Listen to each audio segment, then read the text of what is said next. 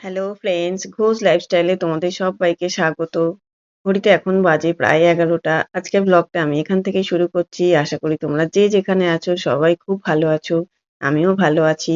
আমার সকালবেলা সব মোটামুটি কাজ হয়ে গেছে। আজকে ছিল স্যাটারডে, তাই আজকে যেহেতু মেয়েদের ছুটি আর আমারও খুব একটা তাড়া ছিল না, তো আজকে আমি ঘরের অনেক কাজ করেছি। অনেক কাজ বলতে মনে করো সকালবেলা আজকে যেহেতু দেখলাম সকালবেলা Ghost আকাশটা Lifestyle. পরিষ্কার আছে, তো অনেকটাই কাচাকুচি করেছি। তো যেহেতু বৃষ্টির জন্য কাচাই হচ্ছে না, আর বন্ধুরা চারিদিকে ভেজা জামা কাপড়, মানে আর মেলার জায়গাই নেই। তো একটু রোদ্দুর যদি না হয়, মানে ভীষণ অবস্থা খারাপ, কি পরবো, মানে সব জামা কাপড় ভেজা। বাচ্চাদের জামা কাপড়, বিশেষ করে তো বাচ্চা আছে বাড়িতে, তো দুটো বাচ্চা, ওদের তো ওদের জামা কাপড় তো লাগেই।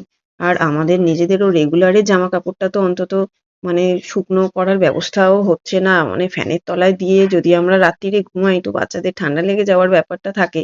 তো বন্ধুরা আমি না রাতে ঘরের মধ্যে ফ্যান চালিয়ে ফ্যানের তলায় জামা কাপড়টা দিই না, যেহেতু ঘরে এসি চলে। তো তো সেই জন্য না, বা আর আমাদের একটুতেই সবারই একটু ঠান্ডা লেগে যাবার ভয় থাকে, তো সেই জন্য দিই না।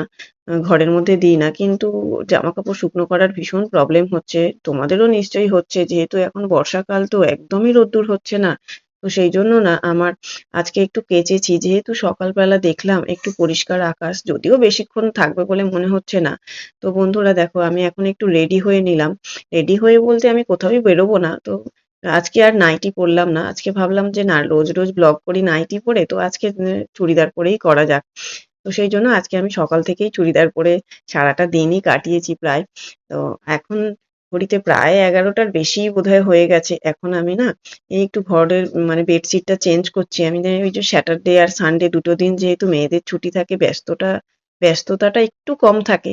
তো সেই জন্য না বন্ধুরা আমি চেষ্টা করি এই দিনগুলোয় বাড়ির বাকি কাজগুলো, মানে একটু বেডশিট চেঞ্জ করলাম, একটু ফার্নিচার গুলো ক্লিন করলাম, এই সমস্ত কাজগুলো এই দিন করার চেষ্টা করি। আর বন্ধুরা বাড়িতে বাচ্চা আছে, তো তো তাই খুব বেশি আমি পরিষ্কার পরিচ্ছন্ন ঘর আমি করে রাখতে পারি না, কারণ ওরা তো ওদেরকে মানে বিছানা টানটানও থাকে না। ওরা তো এই ঘরের বিছানায় একবার আসছে তো ওই ঘরের বিছানায় একবার যাচ্ছে। আর বন্ধুরা ওরাই বা কি করবে, ওদের একটুও খেলার জায়গা নেই। এখন ওরা বাড়িতে বন্দি, সারা সপ্তাহ ওরা স্কুল পড়াশোনা নিয়ে ব্যস্ত থাকে। বন্ধুরা ওদের তো একটু খেলার জায়গা তো দিতেই হবে না। আমি না বন্ধুরা আমি ওদেরকে এমন করি না যে এখানে হাত দিবি না, ওখানে হাত দেবে না। ওরা না ওদের মতো ফ্রি ভাবে একটু খেলাধুলা করতে দিই। হয়তো মাঝে মধ্যে খুব রেগে যাই, ওরা ভীষণ ঘর নোংরা করে। তো সেই জন্য রেগে যাই, একটু চিৎকারও করে ফেলি। পরক্ষণে না বন্ধুরা আমি আবার নিজেই ভাবি যে আর এই বকাবকিগুলো বেকার করছি। ওদেরও তো একটু নিজস্ব স্পেস দরকার হয়। যেহেতু ওরা ঘরের মধ্যে বন্দি, আমাদের সেই ছোটবেলার সেই দিনগুলো, মানে রোজ বিকেলে পাড়ায় আর কি খেলতে যাওয়া, মানে সব ছেলেরা মিলে সব বাচ্চারা মিলে যে খেলাধুলো, সেই জিনিসটা তো ওরা পায় না। আর সবার বাবা মা এখন ভীষণ ব্যস্ত, বাচ্চাদের নিয়ে পার্কে যাওয়ার মতন সময়টুকু ওদের বাচ্চাদের মা বাবার থাকে না। তো সেই জন্যই ওরা না ঘরের মধ্যেই যেটুকু পায় সেটুকু করার চেষ্টা করে। তো ওদের আর সেরম বেশি কিছু বকাবকিটা আমি করি না। তো আমার ঘরদুয়ার না মানে ম্যাক্সিমাম জায়গায় তোমরা হয়তো ব্লগের মধ্যেই দেখবে দেওয়ালের গায়ে আঁকিঝুঁকি করে রেখেছে আমার ছোট মেয়েটা। তো আমার বড় মেয়ে কিন্তু বন্ধুরা অনেক শান্ত, ও এই ধরনের কাজকর্মগুলো কোনোদিনই করেনি। তবে অবশ্য তখন আমরা ওপরে ছিলাম না, তখন আমরা নিচেই ছিলাম। তো ছোট মেয়ে ওপরে এসছে, তো ও তো বেশ মানে বিন্দাস সমস্ত দেওয়ালের মধ্যে না আঁকিবুকি করে, মানে ও লেখাপড়া করেছে আর কি সব ওয়ালের মধ্যেই। তো দেখো বন্ধুরা আমার না মোটামুটি ঘর পরিষ্কার করার কাজটা হয়ে গেছে। এই ঘরটা আমার মোটামুটি হয়ে গেছে। এবারে আমি যাব অন্য কাজে। আর আজকে তো তোমাদের সাথে না কিছু মনের কথা শেয়ার করব বন্ধুরা। মনের মধ্যে না একটা মানে বেশ মাঝে মধ্যেই না একটা খুব দুঃখ হয়, যাদের না আমরা হারিয়ে ফেলেছি। তো সেই ধরনের মানুষগুলো তো আর কোনোদিনও ফিরে পাবো না। সেই দিনগুলোর কথা যখন ভাবি না ভীষণ কষ্ট হয়, ভীষণ দুঃখ লাগে। এই যেমন আমার ভীষণ দুঃখ লাগে আমার বাবা, আমার শ্বশুর মশাই, আমার শাশুড়ি মা, আমার মাসি শাশুড়ি, এই ৪ টে মানুষ আমার এত কাছের ছিলেন। আর শাশুড়ি মাকে তো তবুও অনেক বছর আগে হারিয়েছি। ওই কষ্টটা না বন্ধুরা এখন অনেকটাই লাইট হয়ে গেছে। তবে এখন আমি বুঝি, যখন আমি একা হয়ে যাই, যখন আমি পারি না, আমার ভীষণ কষ্ট হয়। আমার মেয়েরা যখন অসুস্থ থাকে তখন মনে হয় বাড়িতে একজন থাকলে কতটা ভালো হতো। কিন্তু তখন আমি ভীষণ মাকেই মানে মিস করি, আমার শাশুড়ি মাকে। আর হচ্ছে বেশি মিস করি আমার মাসিমণিকে। মানে মাসিমণি ছিলেন না, মানে উনি যে মানে মাসি, মানে আমার হাসবেন্ডের মাসি, সেটা না বন্ধুরা আমি কোনোদিনও মানে অনুভব করেনি। উনি পুরোই আমাদের নিজেদের মতো দেখতেন। মানে আমার মায়ের মতনই উনি, মানে ভীষণ ভালো মানুষ ছিলেন। আমার মেয়েদের তো উনি ভীষণ ভালোবাসতেন। মানে কখনো উনি আলাদাভাবে দেখেননি যে হচ্ছে এটা হচ্ছে আমার মানে বোনের ছেলের মেয়ে।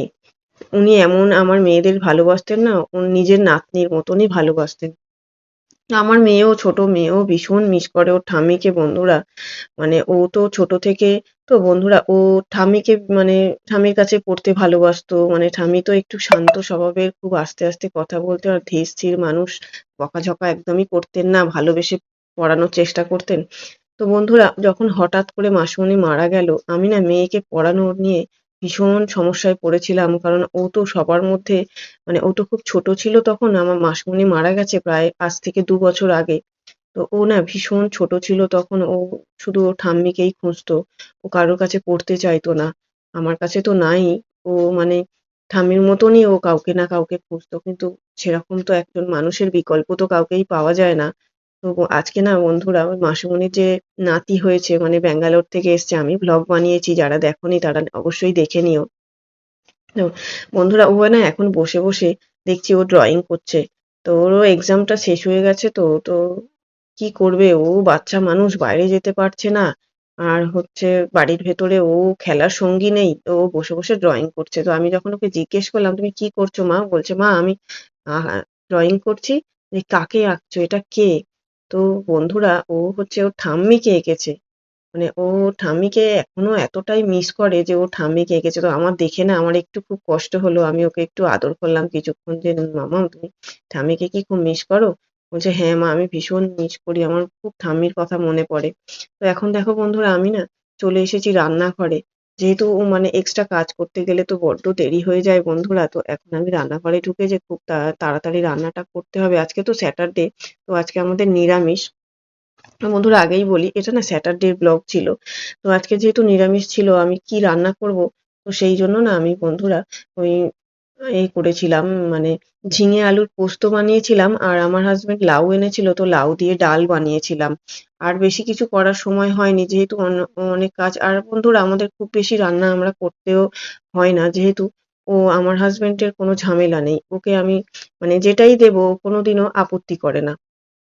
খেয়ে নেয়। মোটামুটি ও না একটু সবজি বলতে একটু পেঁপে, কুমড়ো এই জিনিসগুলো খায় না। আর হচ্ছে আলু খেতে ভীষণ ভালোবাসে, কিন্তু ডায়াবেটিস। তো কি করব, চেষ্টা করি মাঝে মধ্যে, সবসময় মেইনটেইন করে উঠতে পারি না। মাঝে মধ্যে আলুটা একটু বয়েল করে তার জলটা ফেলে দেওয়ার চেষ্টা করি। তো সবসময় হয় না বন্ধুরা। তো আর আলুটা সেদ্ধ করলে কেমন একটা মানে আলুটা নরম হয়ে যায় তো, তো কড়ার গায়ে লেগে যায়, সেইভাবে তরকারিটা কষানোও যায় না। বন্ধুরা আমার না ব্লগটা প্রায় শেষের দিকে। তো আমার এই মনের কষ্টটা শেয়ার করলাম। তোমাদেরও কার মনের কষ্ট আছে তোমরাও শেয়ার করো প্লিজ। আর এখানে না আমাদের এই যে পুচকুবাবুকে আমরা একটু সন্ধ্যাবেলা দেখতে গেলাম সবাই মিলে, একটু আড্ডা, একটু হাসি। মানে ও যতদিন থাকবে আমাদের মানে সবার মধ্যে একটা খুশির আমেজ। আবার ও চলে গেলে ভীষণ খারাপ লাগবে। কারণ আমাদের সত্যি কথা বলার লোক থাকে না কেউ। মানে যে যার কাজে ব্যস্ত, আর বাড়ির ভেতরে কেউ কথা বলার নেই। ওই বাড়িতে তো আর কেউই থাকে না। ওই যে পুচকুবাবু খেলছে এখন বিছানার মধ্যে। আমার বোন, আমরা সব মেয়ে গিয়েছিল